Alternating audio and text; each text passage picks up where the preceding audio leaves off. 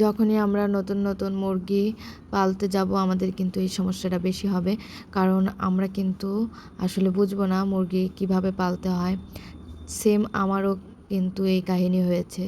আমি কিন্তু নতুনই মুরগি পুষতে গেছি, আর আমি ওইভাবে ভালো বুঝতেও পারি না কিভাবে কি করলে মুরগির ভালো হয়।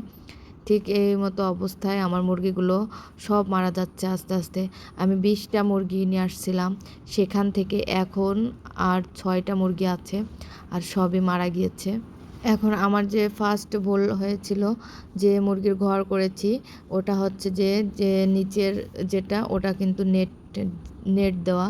ওর নিচ থেকে ওদেরকে মশারি কামড়িয়ে ওদের এই যে পক্সো যে রোগটা হয়েছে, এটা কিন্তু হয়েছে প্রতিটা মুরগির, কিন্তু এই রোগটা হয়েছে।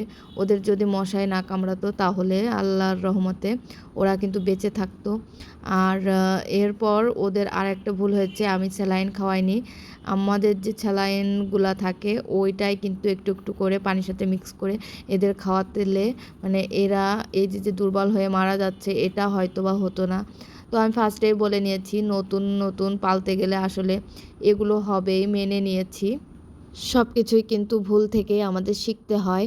আমিও কিন্তু আস্তে আস্তে সব কিছু শিখতেছি। যাই হোক, এর আগে কখনো আমি কিন্তু এই মুরগি পালা দেখিও নি ওইভাবে, আর নিজেও তো করিনি। এই ফার্স্ট টাইম আমি করতে গেছি। তো আমার প্রথমেই এত মুরগি কেনা আসলে উচিত হয়নি। আমি আসলে বুঝতে পারিনি। যাই হোক, আমার একে একে সব কিন্তু ফার্মের বাচ্চাগুলো মারা গিয়েছে।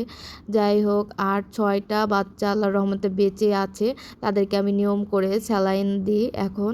আর নিচ থেকে দেখুন মশায় কামড়াতো, এজন্য কিন্তু আমি একটা ফোমের ওই যে বোর্ড দিয়ে তার উপরে বালু দিয়ে দিয়েছি। বালুটাতে দেওয়ার পরে অনেকটা ভালো হয়েছে ওদের। আমার আসলে বালুটা দেওয়া উচিত ছিল, মশা না থাকলে কোনো প্রবলেম ছিল না, যেহেতু অনেক মশা মাছি এখানে থাকে।